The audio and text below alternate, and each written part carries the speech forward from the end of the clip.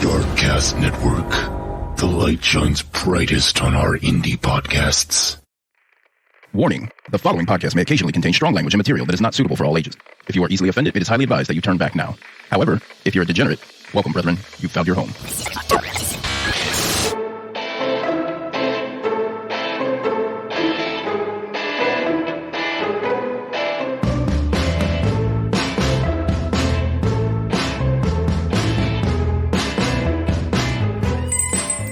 Welcome to the Crime Diner. We are a Jersey podcast, and on the menu is a variety of true crime, cults, mysteries, historical hilarities, and sometimes victim stories.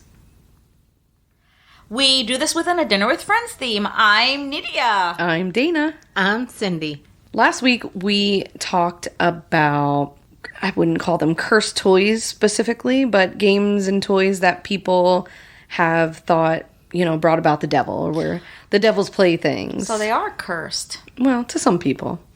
Okay. D&D and the Ouija He-Man board. and the Ouija board and things like that. I don't know about He-Man, but the Ouija board. He-Man was the master of the universe, and people don't like it when you say somebody other than God is the master of the universe. Right, yeah.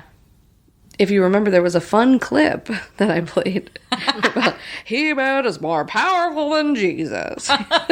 Well, don't give it all away, I Dana. won't. Yeah, you should go listen to it if you haven't. Yes. So this week, I am sharing a horrific story. Perfect. Horrific. What else is new? It's a story that piqued my interest, and then Dateline revisited the story. Okay. And I was like, oh shit, they did it before me.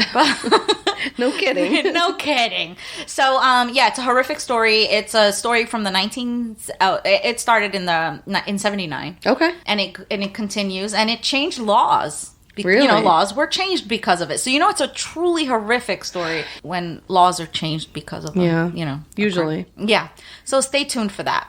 Looking forward to it. Yeah. We're going to tell you those stories, but first, the food. Let us pray. Bless us, O patrons, for these thy gifts which we are about to receive from thy donations through Patreon every month under the power of the V podcast. Cult.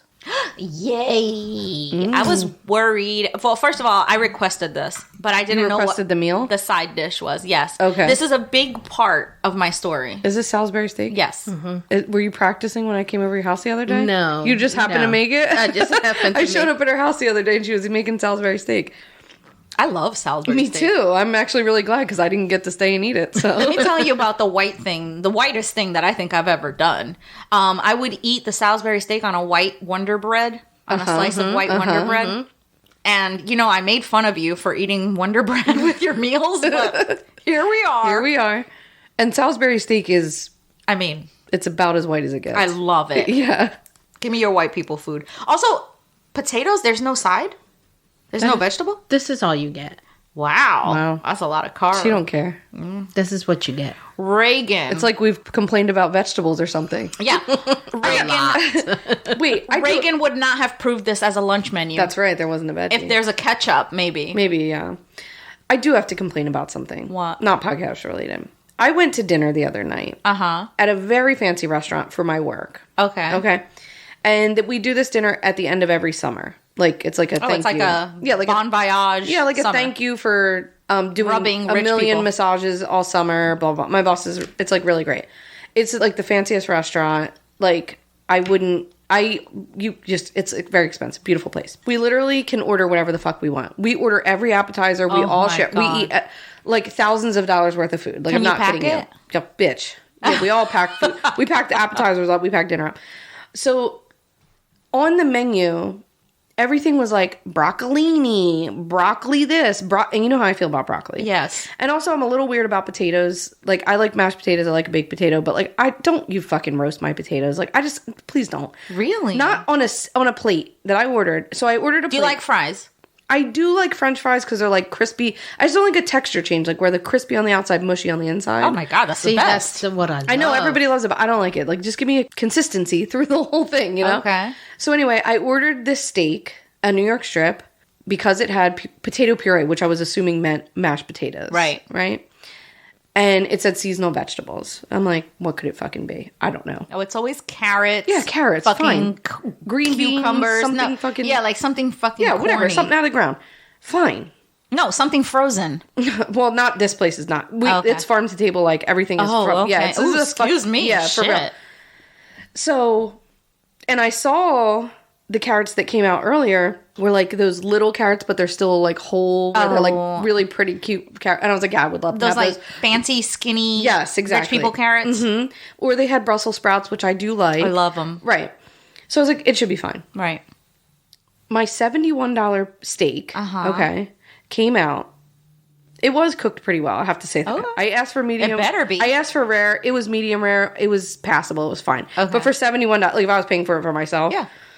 Then there was all of these green vegetables and then a bunch of chunks of roasted potatoes. And literally, like a child, the plate hit the table and I was like, I don't like broccolini at the fucking table, like a fucking full child. And to the point that the server was like, that's a cauliflower sprout. And I was like, oh, much better.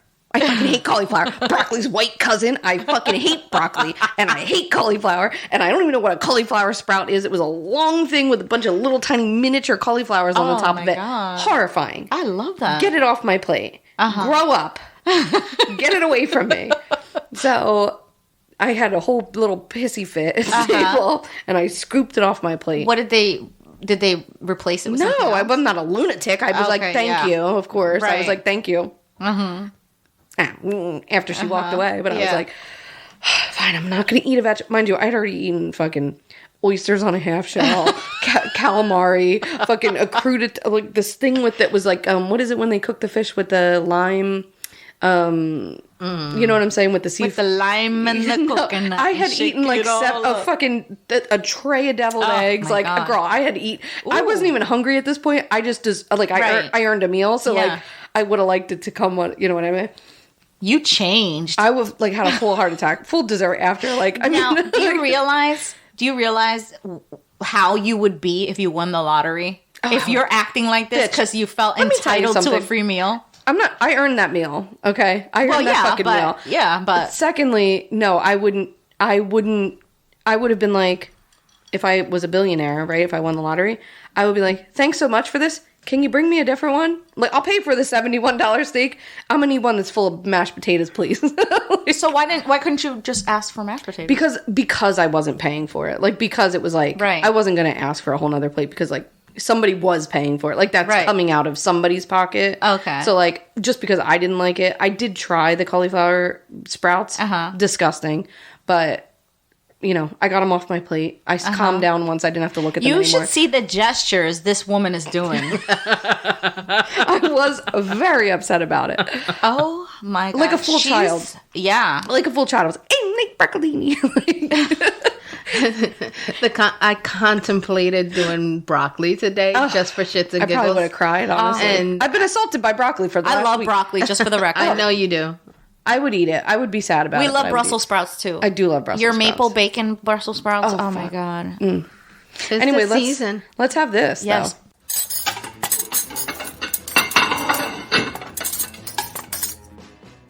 Salisbury steak. Why did you request this? It's a big part of my story. Uh-huh. And Are you going to upset me about Salisbury steak? probably. Okay. It's a big part of my story, and it's one of my favorites. Mm-hmm. Yeah, and I like to eat it like they served it in the school cafeteria on a piece of white bread. Right. Which is, Yeah, like I an make fun of you. open-faced, Yeah. I make fun of you for doing that, but I love that. My favorite is the one that comes in like the man meals. What is it called? Like Manwich? no, Hungry man. Yeah. Those like that are $2. Yeah. And they're so huge. Oh my god. Yeah. Yes, and I would eat them, and then I would save them, and the next day it would be all congealed Ugh. with white grease, Oh, God. and I would just heat it up and eat it all up again. Oh, my God. Yeah. I don't think I really ever ate Hungry Man. I ate a lot of That's my frozen shame. My meals. secret shame. Hungry Man. And I like when they have like a little dessert with them, like a little hard ass brownie that like cooks itself up or whatever. No. Like I would eat it, but I wouldn't be cuisine. pleased. Yeah, right. When you're a kid, you would eat like this, like the kids' cuisine or whatever. Yes. And it would like have like a gross. They had the grossest French Oh my fries. God. But like, Oh yes, they had the yeah. grossest French but fries. the little mac and cheese would always be good. But they would have this like brownie / cake situation Yes. happening, or a pudding. A pudding. Well, that brownie / cake situation is like the equivalent of when you grew up and you made mug cakes in the microwave. Yeah. It had that same nasty ass consistency. It would be like, poke a hole in this and peel the ping on that. It's like a whole puzzle you had to put together. Oh my God, yeah. Eat it, but Salisbury steak was always a good frozen. I mean, it was a meal. go-to. Yeah. Also for $2. Yeah, come on. You know. Back then. Yeah. 50 well, cents? I mean, now how much? Now it's probably like $6. I don't know. I mean, at the cheapest. That's on sale. Yeah, right. Jesus, this economy. But this was really good. This was like a burger, though. Yeah, it was. Like a burger. Yeah. A burger in brown gravy. Right, yeah. Yeah. Yeah. Keep that in mind. I hate you. You're ruining this for me. But we have mashed potatoes, which I love. I don't love that we didn't have a vegetable. Kind of feels unhealthy. You went and grabbed a slice of bread. Yeah, Also, I never said I was. I never said that I was training for a marathon, but the lack of vegetable was jarring. I mean, honestly, grow up. I give you vegetables, I get yelled at. That's right. I don't give you vegetables, I get yelled at. It seems like you get what you get, eat it. Yeah, that's basically You need to start taking notes on our preferences. Honestly, I don't know how you made this pretty. Because this does not a pretty meal make. No. Salisbury steak? This is brown and cream. Yeah. It's like the 80s on a plate. Oh my, yes. Yes. Like everything brown and creamy. Yes. Brown and beige. Gravy. It even came in some Tupperware containers. Yes. Like the glass ones with the plastic lids, like my mom had. Exactly. What are we drinking? Because it's really good and I almost finished mine already. Really? You can have mine because I do not love this. Really? Mm-mm. What is it? Too sweet. So, Oklahoma has a famous person called Roy Rogers, the actor. Oh, okay. Yeah. And so Bang, bang. there's a drink. I have no idea. I just know I looked up for what their signature drink was. And it's called a Roy Rogers. Okay. However, he did not drink it with alcohol in it. I had to add rum to it. There's maraschino cherries inside the one container, but it has grenadine and Coca-Cola. It is the boy version of the Shirley Temple. Yeah, exactly. Yeah. But this one had rum in it. I absolutely added rum to it. Yes. Oh, Roy Rogers. I wonder if he is affiliated with the restaurant. He must be, right? It only seems... I have no clue. We don't really have Roy Rogers. We're going to make an educated guess. I'm going to say yeah. And say yeah. I know he's like an old cowboy man. Yeah. From like the black and white times. I think like your childhood. Yeah, my childhood. I think that he is affiliated with the Roy Rogers. I think it makes restaurant. sense. Yeah. Oklahoma chicken. It's not the same as Kentucky Fried. Correct. Right. More of a Midwest thing than a Southern thing. Maybe. Is that Midwest? Oklahoma? Yeah. Yeah, right? Yeah. It's right in the middle, I think. Kentucky. Middle West. Right. But it's right in the middle. Right. Okay. All right. You know, the mid part. Yeah, the mid part. Kentucky, though, right. Kentucky feels south to me, but I actually think it's not as south as I think it is. When I flew into Ohio, we flew into Kentucky, which I was like, Kentucky? Why are we all the way down here? And they're like, Kentucky's not in the south. I'm like, what? Since when? I always thought Kentucky, Oklahoma, Ohio, Iowa. I thought all those states were south. No, those to me feel like they're almost touching Canada, but No, in the middle, you know. I get it, but to me, it's like God, we sound south. stupid about our own country. Oh, this is disgusting. It's bad when we do it to other countries, but Jesus Christ, the educational system failed us. So I went to Wikipedia because where else would you go? And there's a little history, and in the history, it says Roy Rogers' picture hangs in every restaurant. There you have it. That's enough answer for me. We have settled it right here. Now you know. And speaking of weaponized incompetence, Dana said on our trip to Atlanta that I had weaponized incompetence. Yes, you have masterfully weaponized your incompetence against this podcast. And I would beg to extend that. Yeah. And say that I have weaponized that incompetence all the way to the top. Yeah. At work, I believe it. I am just known for my I believe it. weaponized incompetence. Yeah, I believe that. Absolutely. Yeah. I mean, and honestly, it's working for you. You get away without doing a lot. Yeah. Yeah. I mean, not. Let's be clear. I don't know what you do about your job. No. I do my job. I do everything. But all those little extras. I'm speaking solely about the podcast. Yeah, no. My job. Every little extra. Don't volunteer me to do something. Yeah. Because that shit is certainly not getting done. You're going to end up doing my job and yours. Yes, we know this very, very vividly. Yes. So, yeah, I use incompetence to my benefit. And then, like, the people at work come over. And not always. Mm-hmm. I just want to be clear. So the people at work come over and they see all the home improvement projects that I've worked on. And they're like, oh, you're not the idiot that we thought you were. Yeah. Look at that. Actually, does that annoy them? Because it annoys us. Oh, it annoys them. Good. It annoys them. But then while they're annoyed, they do the work for me anyway. Because they don't know if it's real or faked. Because I am at that age where it could be real. No, it's not. Is it? And that's the thing is, like, when we watch you do these things, we're like, oh, she's actually not a true piece of trash. She's, like, very smart and capable, and she's choosing not to help us. No, I'm trash. Mm-hmm. I'm trash. I mean, yeah, you're trash, right? Yeah, I'm but complete we love trash.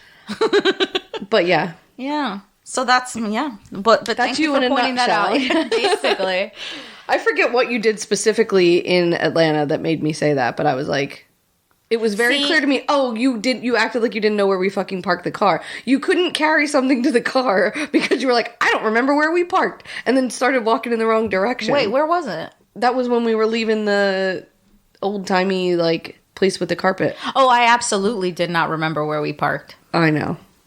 Oh, no, yeah, I did. I was lying. I know you did. I was lying. I knew where we were. I forget what it was. Very hard to not know. You couldn't go into the liquor store because, like, there was some reason that you couldn't go to the liquor store because you didn't know where we parked. It was like a whole thing, and I was like, you, my friend, are weaponizing your incompetence. Yeah, both were walking in the opposite direction. What she did was, what she weaponized incompetence was when we were telling her, go into the liquor store and pick up tequila, and she was like, that's right.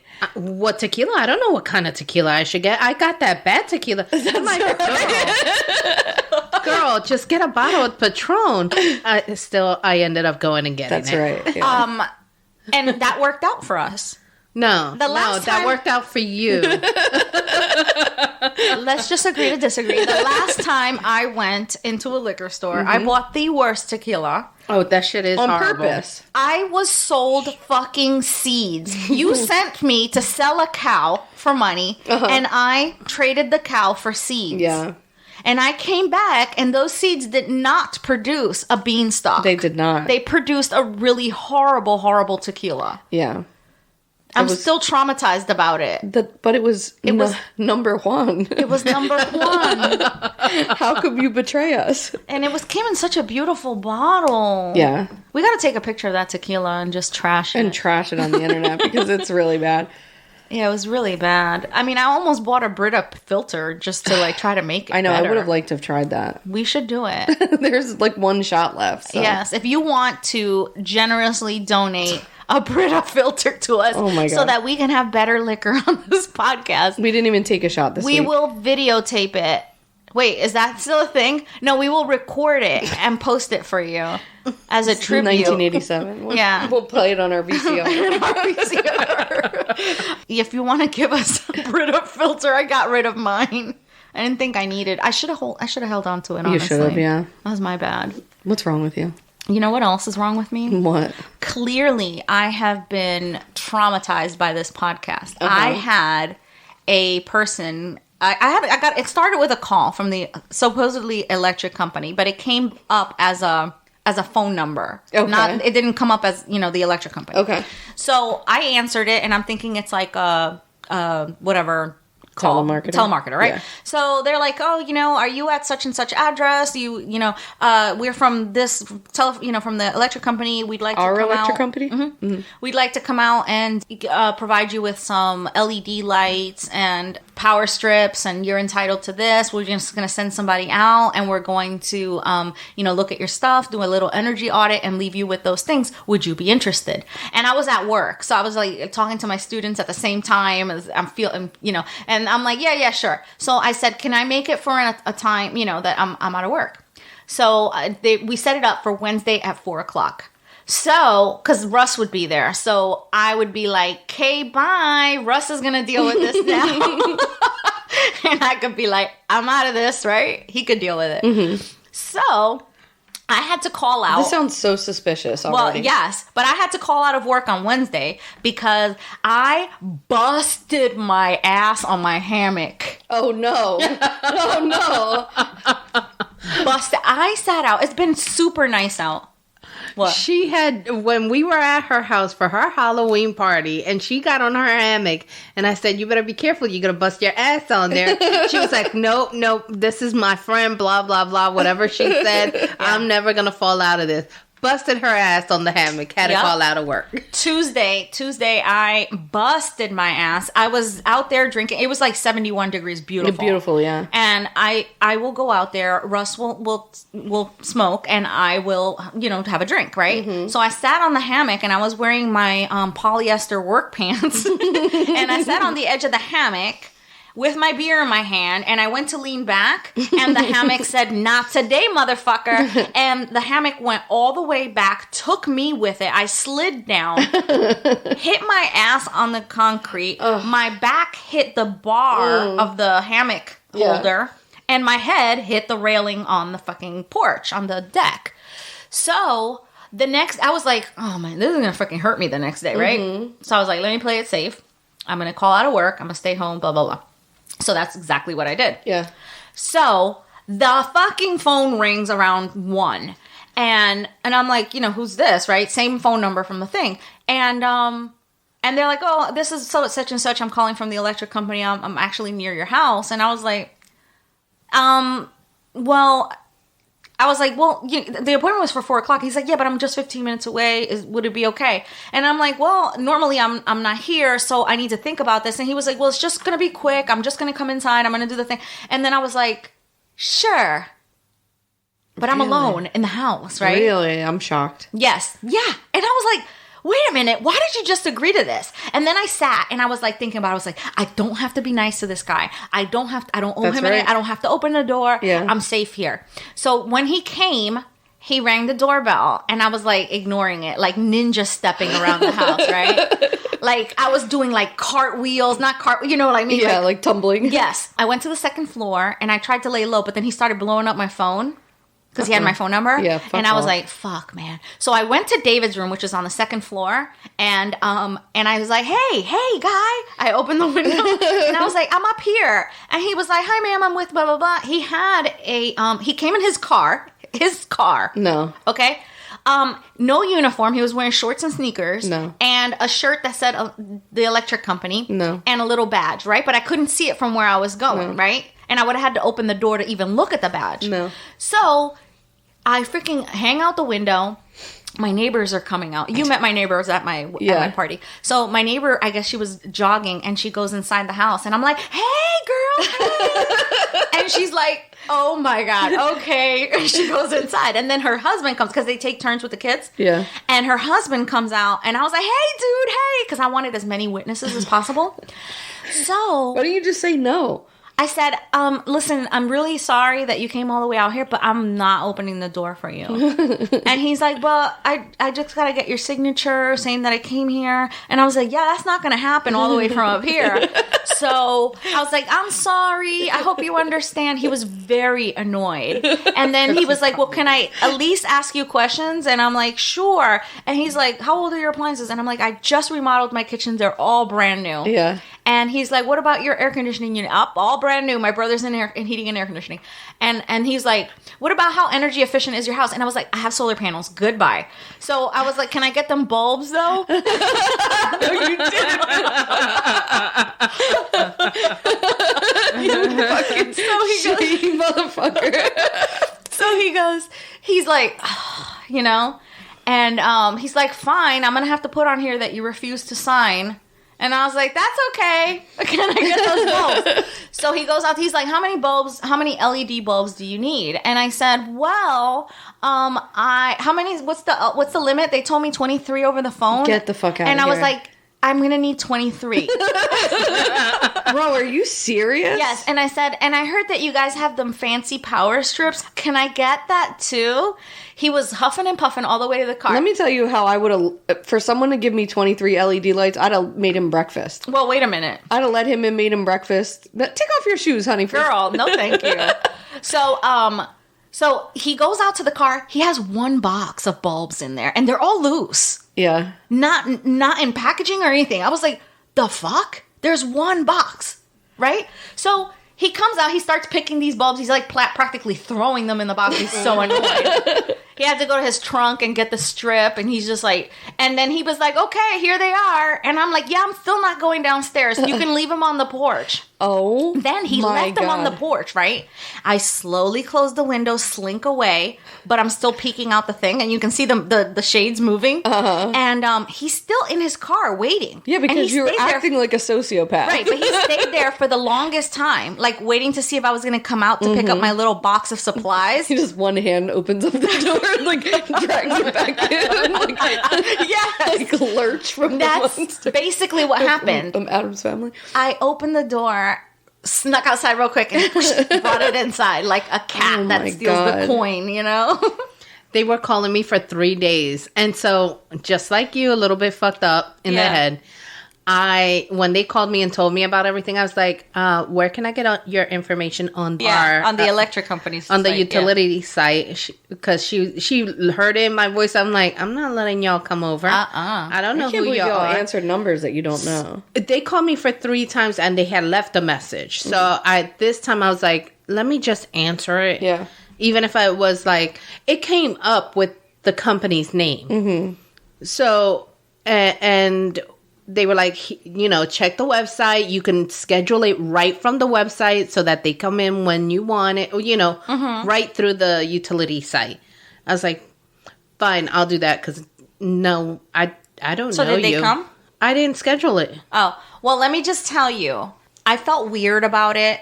I felt very weird about it. Mm-hmm. And I'm not sorry that I didn't let this man in my house. No, I think it's fine. Yeah. People knock on my door to like, you know, they want to sell you like, I don't know, solar panels or whatever the fuck they want to sell you.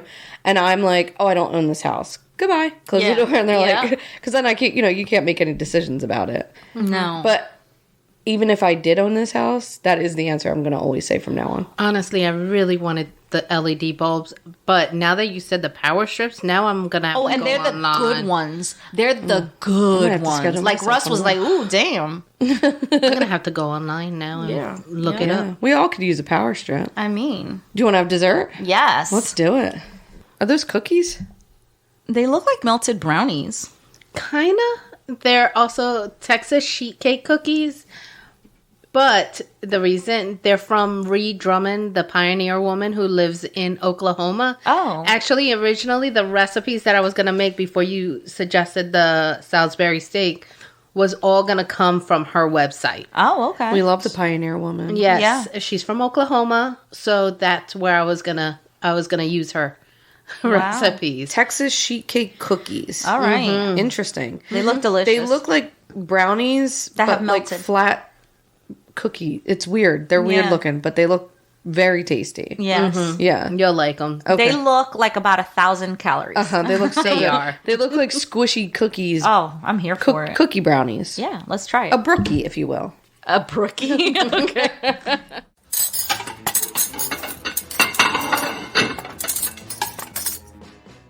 What do you think about them cookies? How'd you like your soggy cookie? Not call it soggy. Cookie? It was a soggy cookie. It was like a slice of cake. Solid cake. Yeah, like a slightly stale cake. Why are you No, it wasn't stale. No, but you know how when you leave cake out, it kind of gets crusty? It Well, tasted it's supposed like to be a cookie. So No, I know that. it tasted like, first of all, it tasted exactly like Texas sheet cake, number one. Yeah. But just like the top layer of it. Like you just like scraped off the top layer and made a cookie out of it. What did you do? Make a sheet cake and then cut them out? No. You just plop it, plop. Yeah. Okay, that makes sense.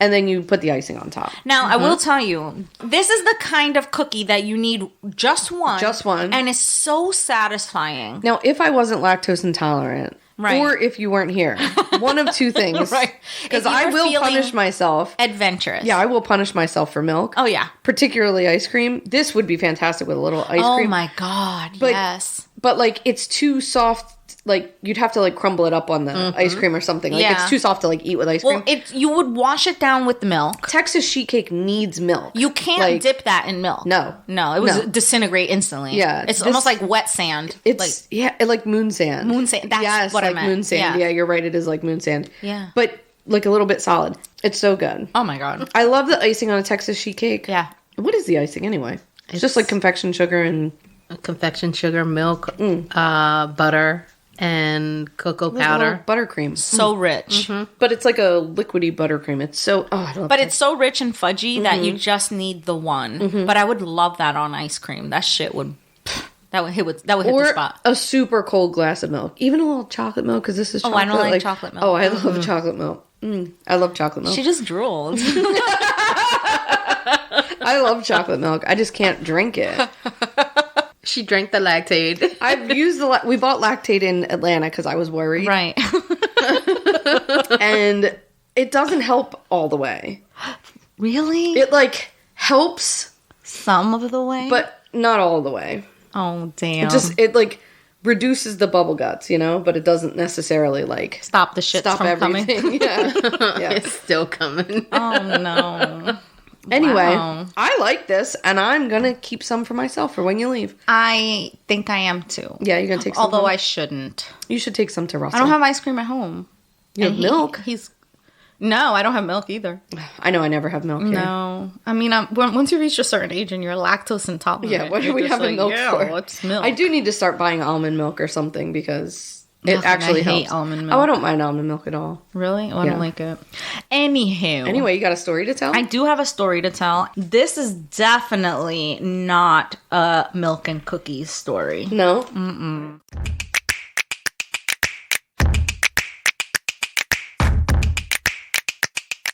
It's Tuesday. Or maybe it isn't, but Tuesday is about to be your favorite day of the week. You bet. She's Jenny. And she's Caitlin. We're teachers, we're moms, we're friends, and we're funny. I mean, I certainly think we are. We're here to teach you what we had to learn and maybe save you some of the embarrassment. Absolutely. We discuss all topics from the serious to the silly. Things like how to improve your resume and cover letter, advocating for yourself when talking to your doctor, what to expect when you're getting Botox, or how to wash your face at night. And we can help you participate in that water cooler chat about sports and world events. And if you're feeling like your life is a mess, don't worry. We can relate. Yeah, we're not afraid to tell you all the mortifying and hilarious things about our own lives, professionally or personally. We're shameless. We're rated G. We're slightly crazy. Come hang with us. It's the CK and GK podcast. New episodes drop every Tuesday, everywhere you listen. Have you laughed today?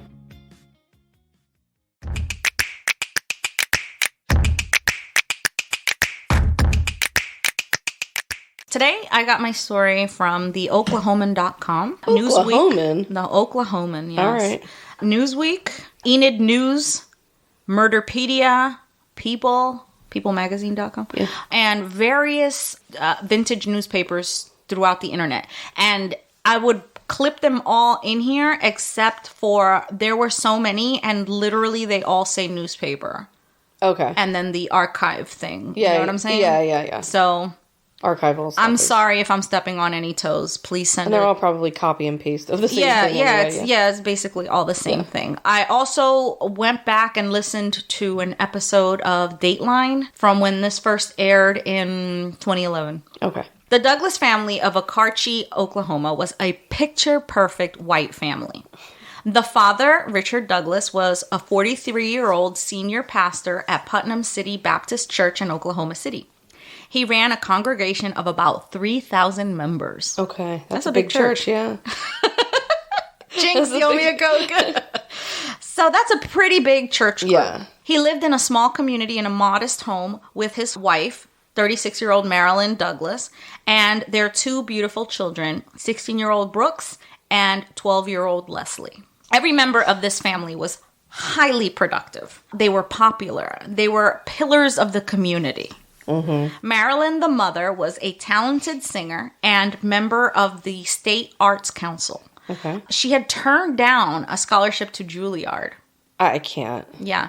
She and Leslie enjoyed competing in beauty pageants, and Leslie even had been crowned Miss Teen Oklahoma 1979, even though she was only 12. Cool. Like, can you imagine the other 13-year-olds and, like, on up, and they're like, she ain't even 13 She's yet. not even a teenager yet. Right. Brooks was extremely intelligent and therefore had skipped a grade and was a senior at just 16. Wow. He also had his own little business. Okay. Yeah, he took care of dogs and also did like detailing, car detailing. Cool. Yeah. I mean, So at everybody's that like age, out here just. they're fucking doing the thing, right. you know? And I mean, at that age, I was just like a piece of shit. Oh, truly. Truly. I wasn't thinking I couldn't be doing more drugs No. at 16. I wasn't doing any drugs, but I was. was fucking. I was having the time of my life. I was pretending to be a witch and a ninja. I was dabbling in the occult. The dark arts. Yes. I wish I was kidding. Anyhow, How did we become friends? listen, I honestly? don't know. I think our options were low. They were limited, yeah. Yeah. Cindy brought us together. Yeah. The family was very close and had even served as missionaries in Brazil prior to moving to Oklahoma. Okay. So this family loved helping others, and therefore they were quite popular in their community. You could even say things were rather idyllic for the family. Really? Yes. On the evening of October 15th, 1979, it was the usual uneventful day. Okay. The ones you got to watch out for. Yeah, for sure. Richard and Marilyn were home, and the children had just returned. Brooks had gone to pick up Leslie from gymnastics. Leslie went to join their mother in the kitchen while Marilyn made hamburger and brown gravy. Okay. Salisbury steaks. Salisbury steaks. Which was Brooks's favorite meal. Okay. Father Richard was in the bedroom watching football, Monday Night Football or whatever, and working on his sermons. Okay. They noticed their dogs were barking outside, and it was 1979, so when they heard a knock at the door at around 7:45 p.m., they decided to open it. Yeah, of course. Today, you would run upstairs to the second floor window. You would slink upstairs so nobody could see you. Like a ninja. You would open the window. And yell like a lunatic. And yell like a everybody that lunatic. could see you. Exactly. And hold your phone like with 911 on speed dial. Or you would talk to them through the Ring doorbell. Right. Right? Which honestly should have been... Well, the one time that my Ring doorbell needed charging. Yeah. And it was dead. Okay. And so could I have been if I would have opened that door. You. So, with that simple act of hospitality, the family unknowingly set off a series of events that would forever change their lives and the law. Uh-oh. Leslie was the one who opened the door. The man was a stranger to them. He looked scruffy and worn, but the Douglases were used to helping strangers, so they didn't think twice when the man at the door explained that he was lost, looking for a family called the Mitchells. Leslie turned back to her brother and asked if he knew of any Mitchells, to which Brooks came to the door and said he didn't know of them. So the stranger asked to use their phone, and since they were very helpful and kind, they said yes. And the whole family's home. Yeah. Mom, dad, brother, Mom's and in the sister. kitchen, Okay. Dad's in the bedroom. Okay. So he starts checking his pockets, the man at the door, and he goes back to the car saying that he left the number there and that he would be back, right? So the kids go back to their, and they leave the door ajar or whatever, like slightly open. Okay, help yourself, come in when you get the number, right? Yeah. When the stranger comes back, he's joined by a partner, and they are not lost and in need of help. Yeah. In fact, they know exactly what they want. So the strangers were Stephen Keith Hatch, age 26, and Glen Burton Ake, age 24. Stephen Hatch was the middle child in a Mormon family born on October 9th, 1953, in American Fort, Utah. His father was a steel worker and his mom a homemaker. He grew up in a stable religious household. He was not a great student, but he was a Boy Scout. He was described as kind and gentle. When he was 11, his mother died during open heart surgery. Then everything changed. He began to rebel and got into petty crimes and drug use. When he was finally caught, he was sent to Utah State Industrial School in Ogden. This was a reformatory, and there he was labeled as academically retarded and easily directed by others. Now, this was their verbiage back then. They used to call it that. I would never use that word now. Yeah. After attending the reform school, he joined the Marines and served 2 years in Camp Pendleton, California. When he was discharged, he met Nancy Ake, and together they moved to Oklahoma to be closer to family. That is where he met his brother-in-law, Glen Ake. Soon, Ake started dating Hatch's sister. Jesus Christ. But Glen was a hothead who was also an avid drug user. So things turned violent. So after a jealous fight, like it was over jealousy, Ake threatened to kill Hatch's sister. Shit. And Hatch defended his sister. Then Hatch's wife took their 3-year-old son and bounced. Okay. All right? This sent Hatch on a depression-fueled drug and alcohol bender. Okay. So they kind of like gravitated towards each other, these two men, right? Yeah. Hatch being a follower and not really much of a leader, you know what I mean? And not really knowing his mind, but he was depressed and he latched on to somebody who was, more mentally strong. Right. Wrong person to latch onto, right? Sure. At the time, the two men were gainfully employed as drillers in the oil fields. Okay. This was a dangerous, gritty, backbreaking job, so the qualifications were few. Yeah. All right. They were at work when they heard that the police were on site, and because they were on drugs, like they were, at the time they were on drugs, they had gone on this bender, and because of that whole thing with the wife leaving and the domestic violence and all that other stuff, they thought that the law was after them. Okay.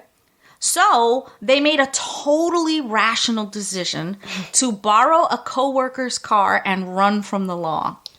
Perfect. So apparently they were both violating probation. Okay. So they head over to the bank in this borrowed, now stolen car and clean out their accounts. And instead of laying low, their thought process was, let's do more crime. Yeah. So this Go decision out with a bang, something like this. led to a domino effect of bad ideas. Do we know what drugs they were on? They were on cocaine, marijuana, whatever they could get, like hallucinogenics, whatever they could get their hands on at the time, right? Okay. So, and they were drinking like crazy. Yeah. So their first stop was Hennessy, Oklahoma. There, they gained entry to the home of the Cameron family. Dale and Pat Cameron and their 2 little boys were home invaded at gunpoint. The 2 degenerates stole almost $2,000, $2,1979. That's like $10,000 today. Yeah. And a shotgun from the family. Okay, so now they're really armed. Now they're armed, right? And they took off, right? Okay. This shotgun is going to be the 3rd criminal of the story. Okay. All right. So the family was left physically unharmed, but criminals tend to escalate their crimes when they're not caught. So, and this is all happening on the same day. Shit, really? Yes. Like they're fucking going on a So bender. they're on a bender. They're at work. The cops show up. Yeah. They bounce. They and it might not even be about they just them. Clean their bank accounts out. They didn't rob the bank. No. They just cleaned their bank accounts out, and they were just like, bet. Now we're running from the law. Run. But they had no proof that the cops were there for them. Coco do that to you. Yeah. So on the fateful evening, this was morning time that they robbed this family. Okay. On the fateful evening of October 15th, 1979. Shit, man, that's a fast. They're looking at a spree. Basically, right? So the criminal pair had a more ambitious plan at that point. Okay. While searching for a more suitable house to rob, because the $2,000 was not enough. Yeah. They came across the remotely located home of the Douglases. So they already live in a small town. Okarche is a small town, right? But they also live like down the road some and like away, right? Yeah. So now we're back at the door of the Douglases and the whole thing. After getting the okay to use the phone, Glen Ake returned to the door, this time accompanied by Stephen Hatch. They're both armed. Hatch with the stolen shotgun, Ake with a .357 Magnum. Shit. Yeah. Ake yells out, "You know what this is all about?" Immediately, Leslie begins crying. Oh. And Marilyn asks them to take whatever they want, but not to hurt them. They use heavy twine to hog tie and gag Marilyn, Richard, and Brooks. And they throw clothes over their faces so that, But not Leslie. No. So Leslie was given the task of scouring the house with Ake, looking for valuables and phones, like to yank out of the wall. All right. And this is a trigger warning, guys. The rest of the story is going to be dark, dark, dark. All right. So fast forward a little bit if you're sensitive, because I'm about to talk about some stuff that's not pleasant. Okay. So once they disconnected all the phone lines and found anything worth stealing, like they took Marilyn's credit card, they found about $43, and they took the wedding rings. And they had nothing, you know what I mean? Yeah. Ake takes 12-year-old Leslie into her bedroom, makes her remove her gymnastic leotard, and rapes her. While raping her, the rest of the family can hear her crying and Ake jiggling his belt for added effect. Jesus Christ. Yeah. After he was done, Hatch goes in and has his turn on her. Jesus Christ. When they were done with her, they brought her back to the living room with the rest of the family and hog-tied her too. And if you think that's bad, it's gonna get worse. Then they sat down and helped themselves to the family's dinner. That's not the worst part, obviously. Yeah. All while discussing the pros and cons of killing them. The entire family. Right. The whole ordeal took between 2 and 3 hours. The entire time, Marilyn Douglas is begging them for mercy. Like trying to... Whatever you can say, yeah. Tap into whatever humanity they still have left, right? Yeah. When it was time to leave, Ake told Hatch to go to the car, turn it around, and listen for the sound. At this point, they know they're going to get shot. So Hatch leaves, and Ake stays behind with his hostages. Then he says, I don't want to have to shoot you, but... And as soon as he says but, he immediately shoots Brooks in the back. The second shot hits Marilyn, the mom, and she screams. The next to be shot was Richard, the dad. Brooks witnessed blood spray and his father, the man he looked up to, being shot twice right in front of him. You know what I'm saying? And they're all laying next to each other, waiting their turn. The last one shot was Leslie. She was also shot twice. Ake took off with a whole $43, 2 wedding bands, and Marilyn's credit card.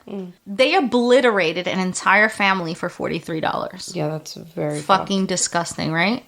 So the 2 monsters take off, and back at the house, Brooks and Leslie are still alive. Brooks forgets that he's bleeding profusely, and he slides on his belly through the pools of blood to help his father get untied. So using his teeth, he tries to untie his father, but the Reverend whispers, don't worry about that, get your mother untied. So Brooks slides back over to his mother and uses his teeth to untie her. And then he looks close at her face and says, I untied you, Mom, can you untie me? And then her eyes fades and she goes limp. Like her body slams because she's in that position, you know what I mean? And then with her arms and legs behind her back, So Brooks turns to his dad and says, Mom's dead. And he gets no response from his dad. While all of this is happening, Leslie had gotten her feet free. And so despite being shot twice and bleeding profusely herself, she goes to the kitchen to find a knife, which she uses to cut herself and her brother free. Right then and there, the 2 children decide they want to live. So with a bullet in his back, no shirt on, and only 1 shoe, Brooks and Leslie leave their dying father, who had now slid over to his dead wife and laid his shoulder, like his head on her shoulder.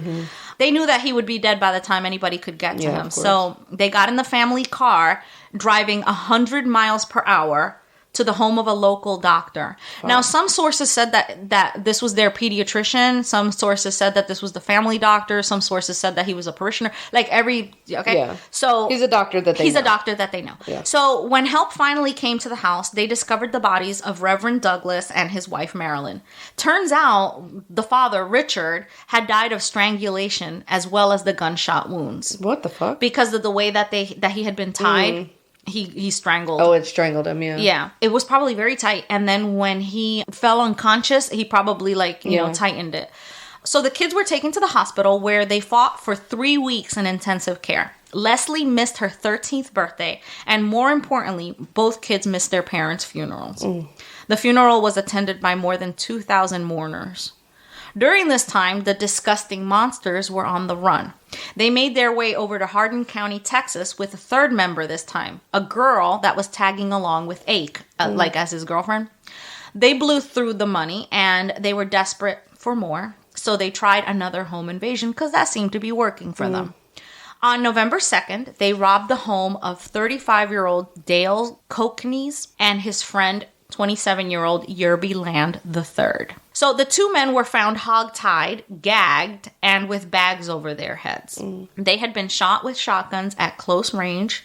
The history with them is like, there's very little information about them. The only information that I could find were from these little newspaper articles, because this was in another state, you know what I mean? This was in Texas.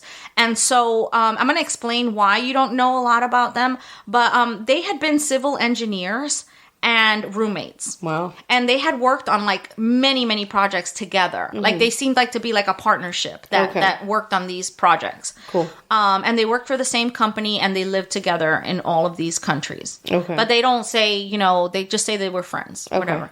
So this time, Hatch was in charge of pulling the trigger, but he couldn't do it, so Ake once again did the murders. Yeah. They left the scene in Yerby Land's stolen car, which was like a sports car or something. They drove all the way to Colorado. At that point, the girl that was with them, like, took off, because they had been to a bar drinking, and Ake hit her. And so she was like, yeah, I'm not doing this. Plus, she was there when they murdered these guys. Oh, shit. Yeah.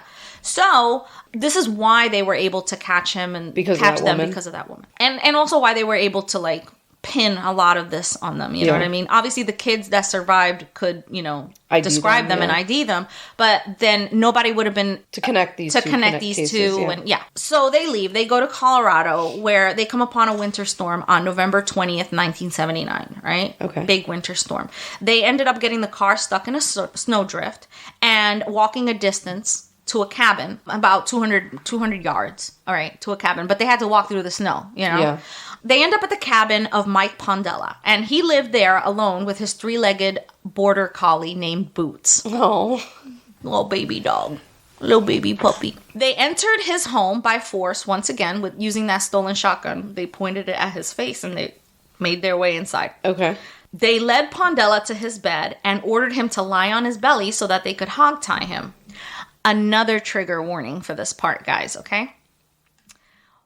Amy, this one's for you. You might want to fast forward this. Oh, no. Yeah. When Pondella lay down, the dog, who was accustomed to sleeping with her master, jumped up on the bed and was instantly blown away by the shotgun. Oh, fuck. Yeah. They fucking shot a 3-legged border collie. Oh, my God. Does it get any worse than that?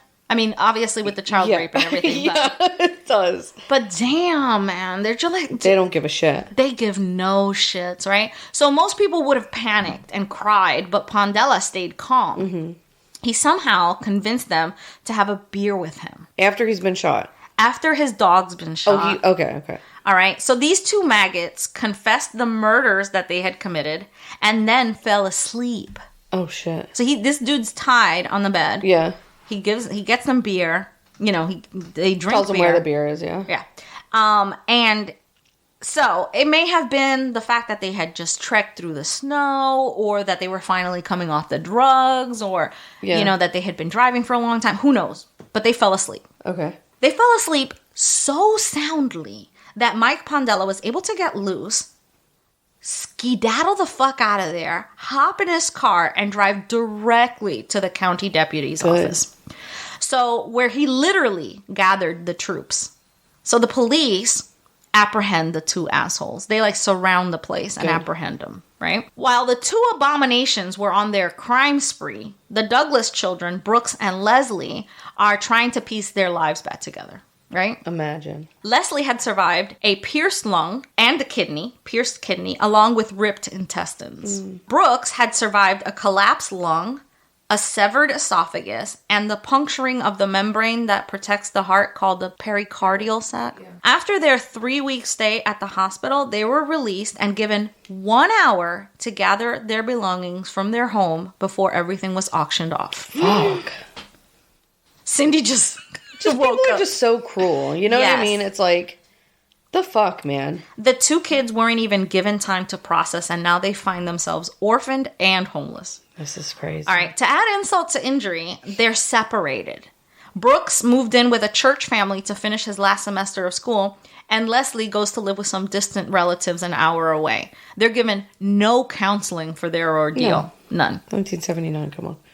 Right. Still, Leslie and Brooks led a remarkably normal life. Leslie went on to become a cheerleader, a drum majorette, and homecoming queen. That's great. Brooks graduated high school and went on to college, but he struggled with depression, and this led to poor grades and binge drinking.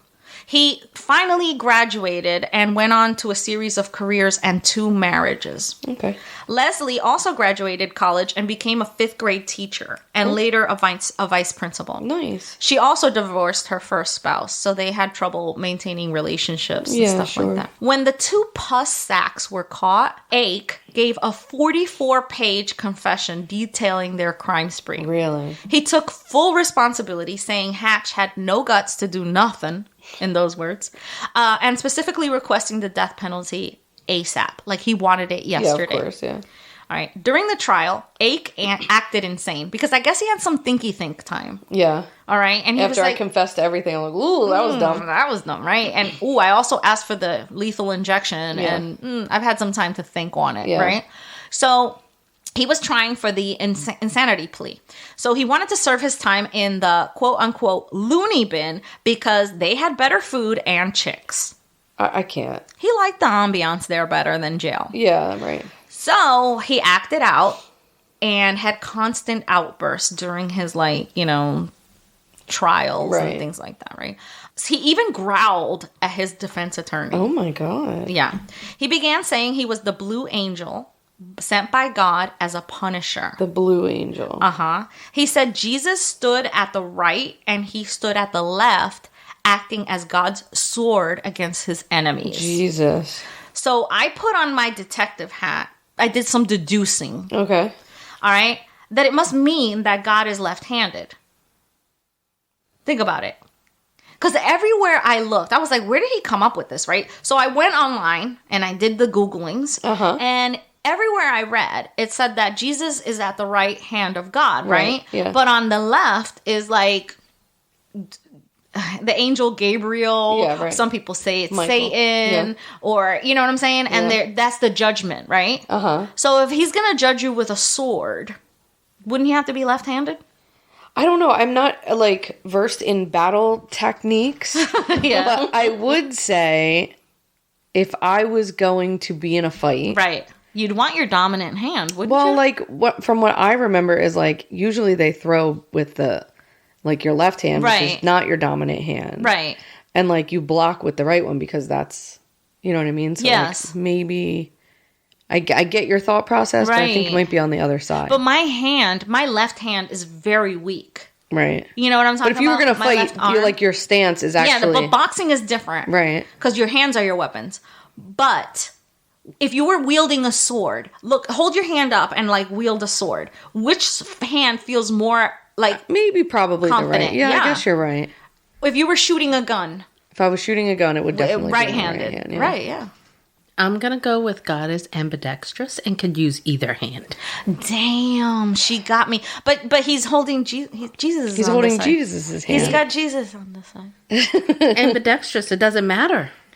So how about God takes Jesus by the feet and hits you with them? Jesus is the sword. Jesus is the sword. There we go. We figured it out. We freaking no, but this guy's saying that he's the sword. he's the sword. So God's using 2 swords. He's dual wielded. I mean, Come on, he's it's God. And this guy obviously is the sword. He knows. He's the source. Yeah. Because God uses a greasy-haired motherfucker to wield his vengeance. On a spree, a drug binge. Yeah, that guy's the guy. That's the left-handed God. Yeah. I still stand by my God is left-handed. You know what? I understand it. I'll follow your thought process. All right. So, anyway, the judge did not buy that. What? Yeah, no. Why? He didn't. He didn't. Wow. He was like, nah. Seems really close. He listened to this podcast and he was like, no. God's ambidextrous, obviously. Yeah. After some back and forth legal mumbo jumbo, both Hatch and Ake were sentenced to death and 1,000 years. Why? What'd they do?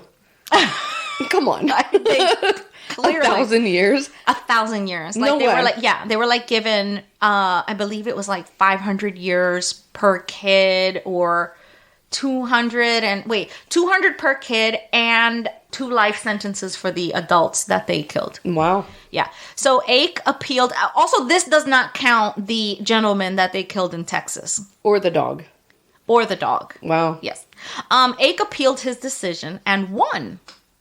Really? Yes. This was based on being denied a psychiatric evaluation by his defense team. Well, honestly, like, once you start being like, I'm talking to God, yeah. immediately, you need a psych eval. Right, but Like, immediately. Right, but the state gave him a psych eval. Okay. But they didn't allow another one from the defense, right? Okay. So this brought up an interesting thing, okay? That in a defense and a prosecutory case, right? Where dollar for dollar, you know what I'm saying? Like, okay, if the prosecution has XYZ amount of money to prosecute me, I should have XYZ amount of money to defend myself. I agree. In terms of an indigent, like where you can't afford an attorney. Yeah.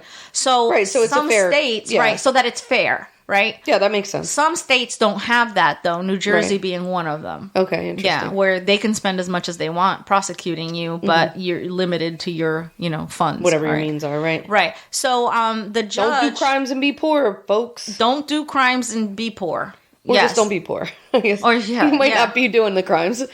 And you don't get a defense attorney unless you meet the poverty line. So also, you need to be poor to have a defense attorney. If not, you can't even get I will amend what I just said. Be the right amount of poor. Be the right amount of poor. And the right color. Oh, Christ. His sentence, he won because he took it all the way to the Supreme Court. He won because of that whole little, I should have enough money. And really, he's not wrong, yeah. They should have spent the money because it actually cost them way more. Of course, yeah. All right, so his sentence was commuted to like 500 years in jail. Oh. Yeah. That seems fair. Yeah. So he died in jail on April 23rd, 2011 of natural causes.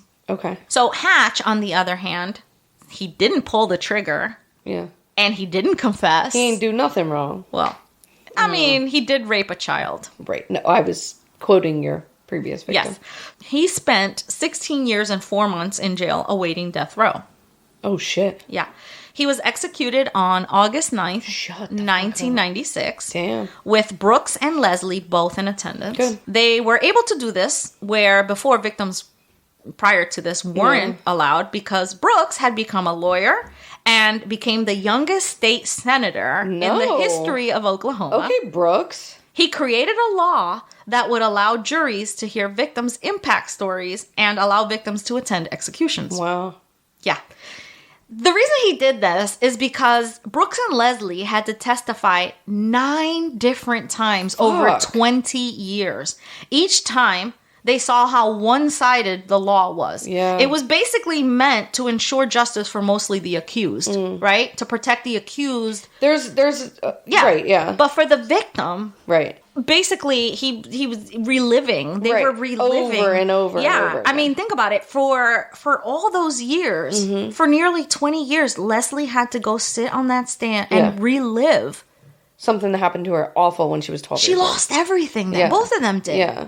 They lost everything that day. Yeah. And she was 12. Yeah. He was 16. And what did they know about loss? Prior to that, they lived a very nice life. Yeah. You know? And their, like, poor father, like, crawled over to be with his mom. Like, that's so sad. Like, no, that's crazy. Yeah. So Brooks decided to Good for him. Go to law school and try to make sense of it all. Wow. Right? So after law school, he decides to try and change the laws by running for office. Because, once you start law school, you're like, okay, lawyers don't make the laws. It's the congressman. You know what I mean? He runs for office and he wins. That's incredible. Yeah. So he proposed the changes and succeeded. But once Hatch was executed, he realized he needed change. You know what I mean? Like, he still didn't feel peaceful. He still had his, demons that he was struggling with. So he moved to California with his wife, with his second wife now. Yeah. And there he got the idea to relive the night that haunted him by creating a movie about it. No way. With the help from a screenwriting teacher, he put together Heaven's Rain. I thought you were going to say it was The Strangers. I was like, bitch, no way. No, it wasn't The Strangers, but it's called Heaven's Rain, and it was a movie based on the story. He even plays his father in the movie. Yeah, and that's heavy. Bro. Yeah. Yes. I mean, yeah. So. I mean, but what other way to heal than to go back and have some control over the scene that time? You know what I'm saying? So he plays the dad, and it mostly screens in front of like a lot of like religious, church events and things like that. But it's still rated on IMDb. I think it was like a 6.5 or something like that on IMDb. It was later changed. The name of the movie was later changed to, I want to say, The Amendment. Okay. So anyway, so it's out there if you want to see it. Brooks Douglas died of cancer on May 9th, 2020. Shit. At the age of 56. Damn. He is survived by his second wife and his 2 kids. And Leslie is living in Oklahoma with her second husband. I believe she has 2 kids too. And she still works in education. I think she's a school administrator. Wow. Yeah, like a vice principal or something. Wow. Yeah, so... Good for her. Yeah. Oh, and the men that they had killed. Yeah. They never, the state of Texas, because they mistakenly thought that both men had been charged with the death penalty, they never did charges. Oh, okay. They never filed charges for the those guy 2 crimes because, it costs money to extradite. Right, to do all that. And so they figured, well, Oklahoma that took care of them. You know what I mean? Yeah. But it was a mistake because Ake, the trigger man, didn't get the death penalty. I mean, as long as he doesn't get out. Right, but they really wanted the death penalty. Oh, the kids did? Yes, the kids specifically for him, I would imagine. It felt like a failure that Ake didn't get the death penalty. And Hatch was the first time that a non-trigger man was sentenced to death. Yes. Wow. Yeah. And it felt kind of, he maintained to the end that it was unfair that he was being put to death because he never pulled the trigger on any of the things, on any of the jobs. But the fact that you raped a 12-year-old, like, I'm good with like you dying. Yeah, I mean, honestly, right. I mean, I know there's like a lot of like heavy debate around like how people feel about the death penalty, and I struggle with it too. Yeah, like I could see both sides to the coin, right? Yeah, but like Jesus Christ. That's monstrous. I mean, if you hurt a child, like that should monstrous, be it for you. Yeah. You don't really get like a leg to like cry on. No. You know what I mean? And to sit there and have her testify 12 fucking times or whatever you said. She testified like 9 times. Over the course of whatever, her whole life. Years, and to sit there and like have to listen to her say the thing that you did over and over again. You're trash, bro. And not only that, but like fucking sitting across from the person who hurt you. Like, again and again and again and again. Like think about your feelings up until that trial. Yeah. Like your stress levels until that trial. Then after the trial, during, after. Like it would reopen that scab that would then need to heal over and over again. It's like you're not having peace, honestly, Yeah. That's dark. So anyway, so this was the story this week. I'm so sorry. That's an interesting case, though. I never heard of that at all. Yeah. Yeah. Yeah, there wasn't much information on it. And you know what? Like, it made, I mean, some good came out of it. You know what I mean? Because now victims can have that impact statement. I think that impact statement is so important too. Oh my God, yeah. Like, because you think about the family members of like the victim is Jeffrey Dahmer. Like that's a huge part of that case. Right. Is like the sister of the one guy that's like flipping out in court, and it's like it's important to know, like, absolutely, to determine like how you're going to like hand down this punishment, right? The damage that it's caused to the people that are surviving. Well, it also helps the victims be seen. It gives them a little bit. You know of a what voice. I'm saying? Like, a little bit of control, a little bit of take back. Like, I mean, some, more than before, right? More than before, absolutely. Where they had nothing, where it was just about the criminal. How do you have a church of 3,000 people? Mm-hmm. And these kids have 1 hour to get their things and then separated. Yeah. That's whack to me. Like, where was the support? Where was the community in that situation? Because that is very dark. I believe the church that they weren't living in that community. They were supposed to move to that community. I think it was like in Oklahoma City or something like that, where the church actually was, where he was the the pastor. But still, yeah, I thought about that. I was like, where was the church support? You know what I mean? Yeah, so he was like the pastor of the Putnam City Baptist Church in Oklahoma City. And the plans, from what I had read, the plan was that the family was going to move there. But I think it was just like I've just been, hired there or whatever. Yeah. Wow. And this was a man that would like go to they did a lot of missionary work. They would go to the jails and talk to the inmates and stuff like that. So they were used to being around. Picked this house at random. This was a random, That's so fucked. A random thing, and they didn't have to kill them. Like, right. You know what I'm saying? Yeah. There was absolutely no need to kill them. Right. Except for the fact that they had, severely raped, hurt this girl like that, Right. And they could have been eyeballed. But like, I mean, for armed robbery, they could have just, it was 79. Like, yeah, right. The states weren't even communicating with each other. Right.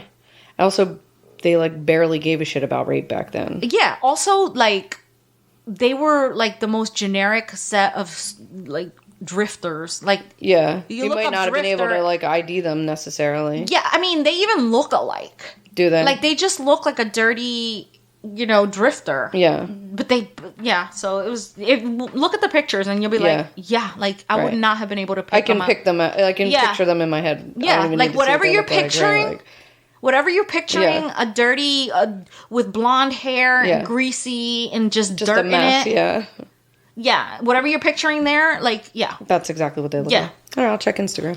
Yeah, so that's my story. I hate it. Yeah, I'm sorry. I hate it too. I hate that this happened, but they were amazing, weren't they? Like, the fucking things that they accomplished. Yeah. Jesus Christ. Considering everything that they've been through. Considering everything. Yeah. And even before that, they were highly accomplished people. Me, I'm like, I had broccolini on my plate and I didn't want it. And I'll leave you with that. We'll see you next week. And in the meantime, subscribe so you don't miss out. We have merch. You can get a t-shirt, a cool ass t-shirt. That's right. We're trying to work on, but first, the food. And you can go on Patreon. We have stories on there for you to enjoy, to peruse. That's right. I tell you about the time that I was almost a juror. You can buy us a coffee. There's a link. But the best thing that you can do is write us a review and connect us with someone so that they can hear our beautiful voices. That's right. Possibly get scared into being safer. So you can connect with us anywhere. We have social media everywhere. All the social medias, all the places. Check you out next week. And remember, do not get taken to the second location. Be good at hiding a body. Cheers. Are you okay? Jesus Christ. You're so fucking loud. You're disgusting and I hate you both.